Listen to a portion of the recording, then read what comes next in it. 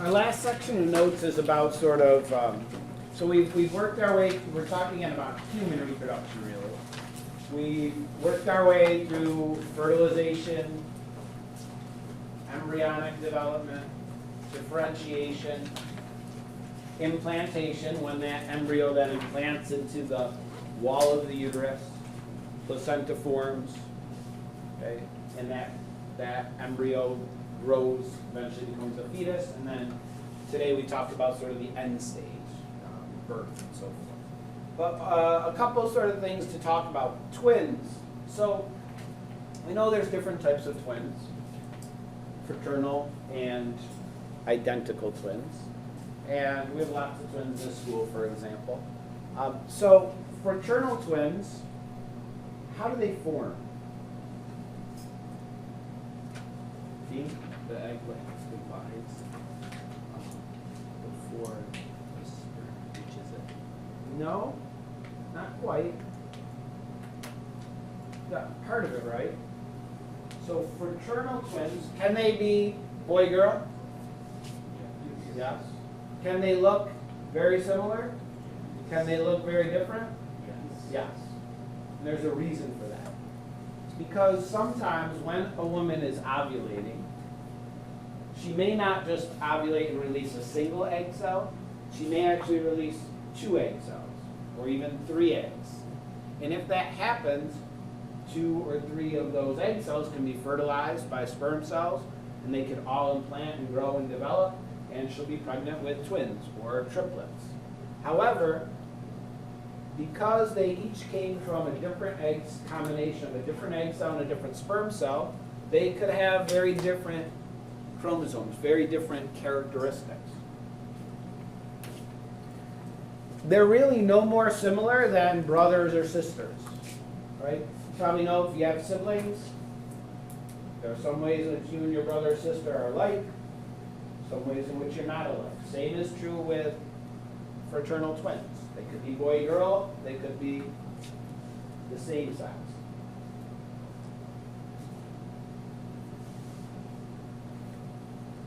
Now sometimes you may know fraternal twins that actually look really similar, right? That maybe you think are identical twins. And so, how is that possible? Why would fraternal twins look very similar to each other? You know? Not if they're fraternal twins. Just by chance, right? For example, with my daughters, if I look at older pictures when my daughters are 5 or 6 years old, sometimes oh, is that Alyssa or is that Olivia? Because at that age, they happen to look very similar. So fraternal twins can be like that, but now they're the same age at the same time, and so they look very similar. But it's just due to chance. They happen to maybe get more of the chromosomes in common and happen to look very similar to each other. Identical twins form in a different way. So identical twins form when a single egg cell is released in ovulation. It's fertilized by a single sperm cell. It starts its embryonic development, starts to grow through mitosis, but sometimes that embryonic stage splits, and the embryo splits into 2 separate embryos. And they each begin to grow and develop normally. So in this case, the 2 embryos came from the same sperm cell, the same egg cell, and therefore have the exact same genes. They got the exact same chromosomes. Therefore, they look identical to each other because our genes control the vast majority of our appearance. Now, when that split happens, determines sort of how those embryos are arranged within the womb. So the earlier on, so when the embryo splits into early stages, within the first few days, typically each of those embryos sort of lands in a different spot in the uterus and implants, and they have 2 separate placentas, 2 separate amniotic sacs. If this happens much later on in development, okay, after a week or so, you could have identical twins that share the same placenta. Have two separate umbilical cords. They share the same amniotic sac. If it happens very late, we could have conjoined twins, where it's split very late after differentiation has already begun, and that's how we get conjoined twins, which share, are connected and share some portion of their organs. So in terms of birth control and avoidance of pregnancy, I know you guys, have you talked about this in health? Yeah, some of you have, oh, those of you in like the one semester probably did, okay. So some of you may not have. So there's lots of ways that people have of avoiding pregnancy, of birth control. Now most of these methods, however, they vary in effectiveness, but also most of them help to avoid pregnancy, but not diseases, not sexually transmitted diseases. So we'll talk about a few of them, and on our next slide we have some sort of efficacy. How well do these means of birth control work? So one is not having sex. Can't get pregnant if a woman never has sex, so that's obviously 100% effective. If we go from there, so we talked about this the other day when we talked about the reproductive cycle, in that there are changes in a woman's body temperature and other factors when she's ovulating. And so if a couple avoids having sex during the time of ovulation, they can avoid pregnancy. The only time a woman can get pregnant is if she has sex around the time of ovulation. Could be slightly before, could be slightly after, because again, those sperm cells can live for up to 48 hours. And so there's sort of a window in the reproductive cycle, in which a woman can become pregnant. So that's sort of timing. There are hormonal means of birth control. And in your lab, you have an article about birth control pills and how they work. So basically, these methods are when a woman, there's no male birth control yet, no male birth control pill, I should say, but is when a woman takes oral usually, or it could be injected, or it could be a patch, hormones, typically estrogen and or progesterone. And what really is happening when a woman takes birth control pills is kind of tricking her body into thinking she's pregnant. It keeps estrogen and progesterone levels elevated. Because if you think to the menstrual cycle, as long as those progesterone and estrogen levels are elevated, the lining of the uterus stays thickened, and that's the sign that the woman is pregnant. And during pregnancy, those levels stay elevated, the lining stays thickened, she doesn't ovulate during pregnancy. And so sort of by adjusting these hormone levels, a woman's body doesn't ovulate because those levels stay high, because it's the hormones that are responsible for cueing the ovaries to release an egg. There's lots of versions of oral contraceptives for women, and they work in several different ways, but overall they all use hormones to prevent a woman from ovulating. There are barrier methods to try to prevent sperm cells from reaching the egg cells. For example, a condom, or in women a diaphragm, prevents sperm cells from actually making their way to the egg.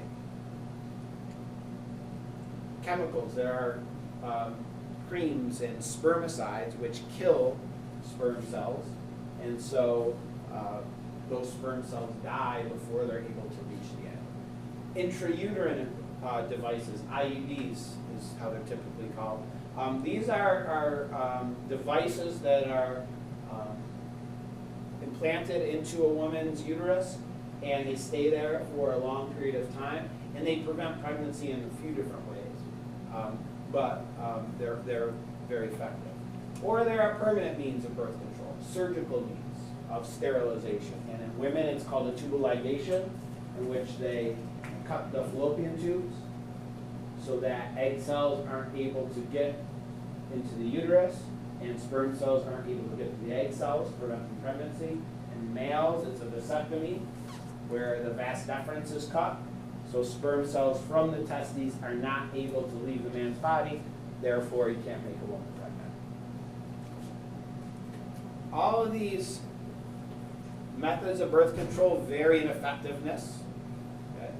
And so these numbers that you see, these percentages, sort of tell the frequency of unintended pregnancy. So if a person was just sort of timing their reproductive cycle to try to avoid pregnancy, 24% of the time it would result in them actually getting pregnant, an unintended pregnancy. So that's at the low end. As we go up this scale, these methods of birth control become more effective, like male condoms, 18% of unintended pregnancy. For some of these hormonal treatments, like birth control pills, injectable hormonal contraceptives, or the patch, so forth, 6 to 12%. IUDs, okay, very effective, okay, 0.2 to 0.8, depending on the type. There's implantable hormones that a woman gets a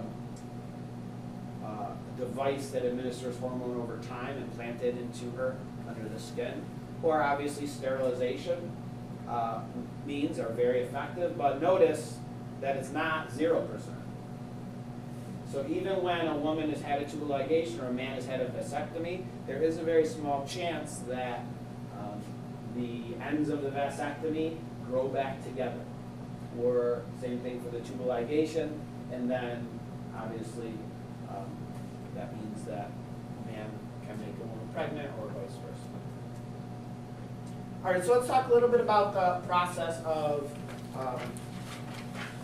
development and then eventually birth. So we have some terms that we use sort of to designate different stages of of embryonic and fetal development. So when we talk about the stages before birth, the entire time, that's called prenatal. That's the prenatal period. And then the time after birth is called the postnatal period. And the time between is called the gestational period. The time it takes to reach full development. So in humans, it's 40 weeks is typically what's used as an average length of a pregnancy. And some women give birth earlier or later. It's generally considered sort of normal if it's 2 weeks before or after. If it's before that, we would say it's a premature birth. And after that, typically a doctor won't let a woman continue going past 2 weeks past her due date. They probably will induce labor and sort of cause her to go into labor. As far as the embryo develops, we have the initial stage. The fertilized egg is the zygote. As it divides, we call it an embryo up until sort of the 8-week period. And after that period, we call it the fetus.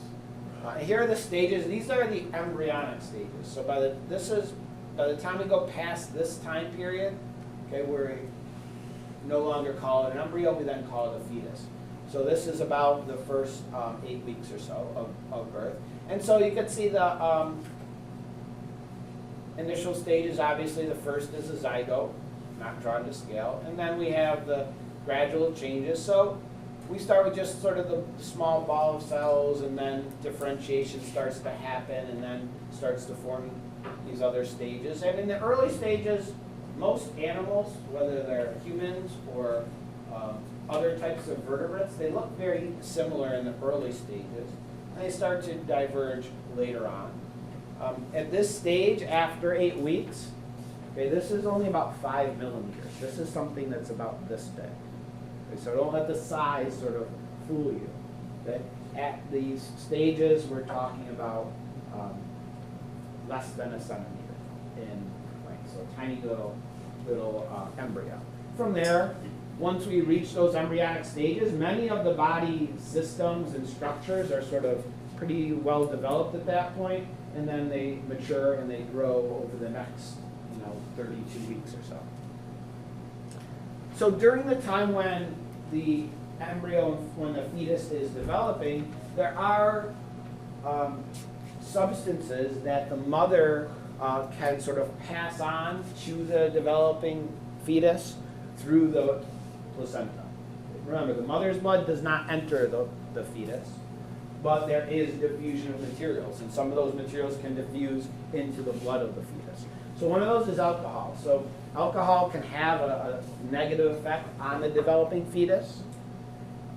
When a mother is an alcoholic and drinks regularly during pregnancy, can result in fetal alcohol syndrome, okay? When basically sort of the fetus that's born has the symptoms of alcoholism, and there's damage to various body systems. Certain drugs, certain chemicals in smoke, certain toxins, certain viruses can also make their way from the mother's blood through the placental barrier into the fetal blood and have negative effects on the fetus. They can delay development, they can cause physical abnormalities. Low birth weight is commonly associated with mothers smoking during pregnancy. So there's a whole variety of things that can impact the fetus during growth. Doctors can check the health of the fetus in lots of ways, one of which is an ultrasound or a sonogram, basically using sound waves to get an image of the fetus as it's developing. And an ultrasound can see if the heart is forming correctly. They can measure the bones and tell the age of the fetus. They could try to tell the sex of the fetus by looking at the reproductive organs, if they're visible. They can measure the heart rate, things like that. They can also do what's called an amniocentesis. This is not done typically with all pregnancies, but sometimes if they suspect there might be any issues. And an amniocentesis, basically they use a long needle through the abdomen into the amniotic sac. They withdraw some of that fluid because that fluid actually has cells from the fetus. And then they can do genetic testing. They can make a karyotype to see if there's any chromosome abnormalities. They can for sure tell the sex of the fetus by doing an amniocentesis. But it's usually not done regularly unless there's some reason for it. Not a large, but 10 to 20% of pregnancies do end in a miscarriage. So in a miscarriage, there's the death of the embryo or the fetus for a whole variety of reasons. And the embryo or the fetus can't survive. The mother's body rejects the embryo or fetus, doesn't implant properly, the placenta doesn't form. There's a whole host of reasons, but it's very common. 10 to 20% of pregnancies end in a miscarriage. So that's another possibility if there's problems with the pregnancy. So eventually, as fetal development continues, we get to the stages of labor and delivery. And so around the time when a woman is ready to have the baby, like we said, typically around 40 weeks or so, the process can vary from person to person. Often it starts with the rupturing of the amniotic sac. So what's like the common term for that? Yeah, when you've heard of a woman's water breaking. What happens is that amniotic sac that surrounds the fetus ruptures as she's getting close to delivery. And the amniotic fluid leaks out, and that's her water breaking. Leaks out through the vagina. And that's usually a sign that labor is going to start, or labor has already started.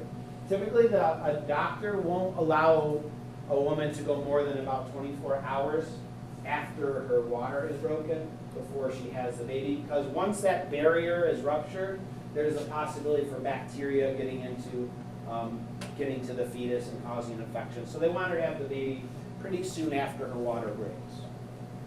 When her water breaks, typically soon after contractions start. So the uterus, where the fetus is held is a muscle, okay? And contractions are the contraction of that muscle, the contraction of those muscle cells, which do several things. So the contractions, first of all, they start off spread apart in time, so they might be 15 or 20 minutes between each contraction. And at first the woman can feel that they're happening, but they're not intense. And as labor is continuing, they get closer together and they become more and more intense. And what those contractions are doing are one thing is they're moving the fetus down through closer and pushing against the cervix, the opening of the uterus.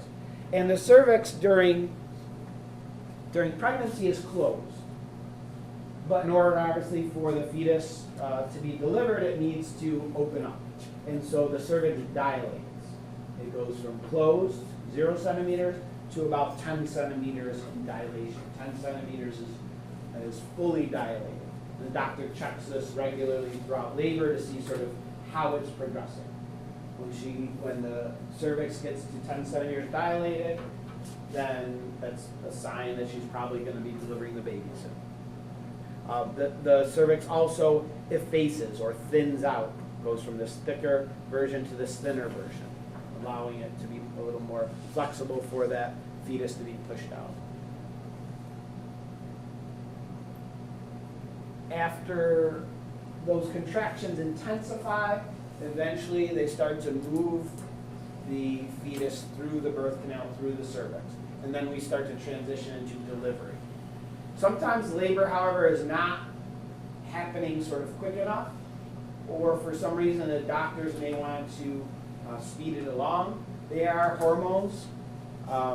Oxytocin is the hormone, the medication is Pitocin, which they can give an injection to a mother, and that hormone causes the uterine contractions to speed up and intensify, making labor happen more quickly. Once it reaches those stages, though, then we move into the delivery stage. So the uterine contractions, labor is involuntary. A woman has no control over it. She's not actively doing anything. It's just happening to her body. As she moves into the delivery portion, she takes active role in that and pushing the baby out. And so in delivery, the fetus is pushed out through the cervix, through the vagina, and out of the body. Typically, it's head first. Okay, that's typically how babies are born. If a fetus is feet first or butt first, that's called the breech position, and it's more difficult to give birth vaginally if the baby's in that position. As the mother pushes the baby out through the vagina, eventually the placenta breaks away from the lining of the uterus, and even after the baby's born and delivered, the placenta has to be delivered afterwards. So contractions continue for a while, even after the baby's been born, and the placenta comes out eventually as well. The doctor will press on the mother's abdomen to be sure all of the placenta's out, because if a part of it breaks off and stays in the uterus, it can become infected. So they want to make sure that it all has been removed. Sometimes if labor is happening too slowly, if the fetus is in distress, they're monitoring the whole time its heart rate, its oxygen levels. They have monitors that can tell that. And if they find the heart rate is dropping or the oxygen levels in the fetus are dropping, they can decide to do a C-section. So a cesarean section happens when vaginal birth is impossible or is more dangerous for the mother or for the fetus. And basically, surgery is done. So they'll take the mother in an operating room, everyone will scrub in.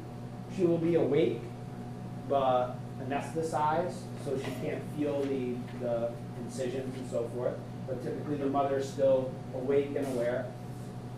And the doctor makes an incision low down on the abdomen, through the skin, through the abdominal muscles, through the uterus, and then there's the amniotic sac is the last layer. They'll rupture the amniotic sac if it hasn't already done that, and basically take the fetus out through the incision rather than it being born through the vagina. So that's a C-section birth. Any questions about any of those concepts? Okay.